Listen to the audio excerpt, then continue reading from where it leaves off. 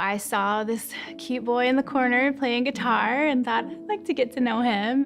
Chris and Stephanie, both Christians, met at church and got to know each other on a youth missions trip. We just quickly developed a really deep friendship on that trip. I think even 3 months in, we were saying, I love you, and talking about marriage. They married at 19 and 20 when they were in college, but soon realized they had different ideas about marriage. There were things that were going on in my life at the same time that really began to drive a wedge between Stephanie and I. I came into our marriage with expectations of what he was going to be like. You know, he was going to be home with me at dinner every night, and we would go out and do everything together. I would, sometimes not come home till 2, 3 in the morning. I started getting into drugs and the parties and alcohol and that whole life. It affected the intimacy of our marriage. There were times when I didn't feel emotionally safe, I guess you could say. The alcohol and drug use continued, but Chris had a deeper problem. I never could pull myself to say, I do not believe that God exists. It was always very deep questioning and maybe agnostic. As Chris drifted farther away from Stephanie and his faith, he began to have serious questions about God. It began to seep down into my faith and shook my belief if God was real at all. I felt a lot of shame about that. And so I think that the drugs were a way to self-medicate. I had seen all through my life ways that God had shown up and provided, and so doubt was not something that I was dealing with at the same time as he was. Chris was still leading worship at their church because he felt spiritually accountable to the church and to his wife. I felt afraid of what people would think if they knew the truth. I pushed God away because I didn't want the accountability. I knew that what I was doing deep down was wrong, but I needed the accountability to go away. It would get heated, and it was never, hey, let's look for a win-win together. There was always a win-lose. 4 years after their wedding, Chris filed for divorce. I just sat her down and I said, I don't believe in God anymore, and I don't want to be married anymore. In that moment, my life as I knew it was completely ripped out from under me. Divorce meant freedom, and divorce meant no more accountability. I find so much security in being able to be in control of my situations. And in those moments, that moment that it took him to say he didn't want to be married anymore, it was forced violently out of my hands. A month later, Stephanie went on a women's retreat with a group from her church.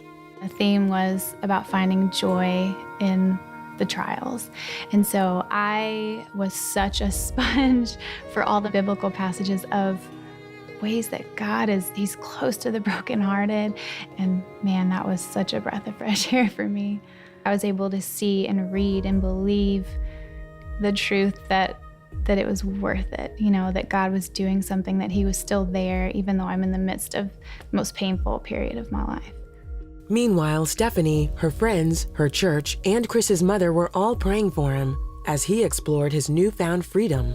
My prayers were obviously for restoration of our marriage, but even more so, his faith was in question, and that's huge. Even if our relationship was never restored again, I wanted him to come back to the Lord. I built walls up around my own life and created this wall of sin, and it all just caved in. Stephanie began to realize her own need for change. God showed me the sin. It may not have been as outward as Chris's, but I had sin that was just as ugly in my heart that I brought into our marriage. It was that pride. It was the self-righteousness. I think that the need to control my life, his life, these things that are just as sinful and ugly. My rock bottom was finally, God, I feel like pulling blinders off of me to wake up in the morning and not see a brave man who left it all, but he showed me a terrified, selfish, scared boy.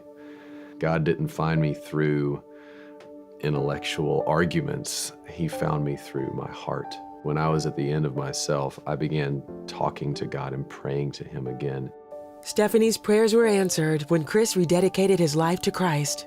You can't unwind years of doubt overnight, but through my pride being stripped away, I was able to see God more clearly for the first time in my life.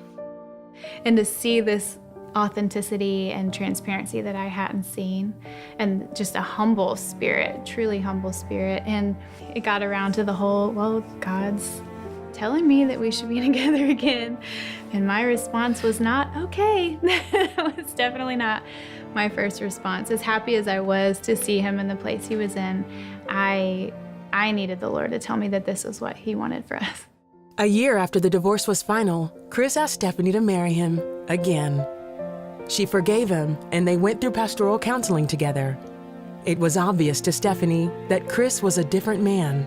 And I opened the door, and he was on his knee at the bottom of my steps. We were just ready. We were ready to start our lives together again. I saw Jesus in him in a way that I hadn't seen before. As we got remarried, the new me found freedom not in myself, but in Christ. I think we were very purposeful about creating an environment in our marriage that was safe and a healthy space to be able to come to each other with our issues, with our doubts, with our struggles, and know that it was going to be met with grace and understanding and love. Chris and Stephanie have been remarried since 2011. They now have 2 children, Asher and Nora. Day to day, our marriage is different because we are intentional about spending more time together in honest communication. We feel responsible with this story and what God has brought us through to share that, to bring hope and hopefully healing to people that are struggling, and to give them this picture, not of us, but of how big God is and what he can do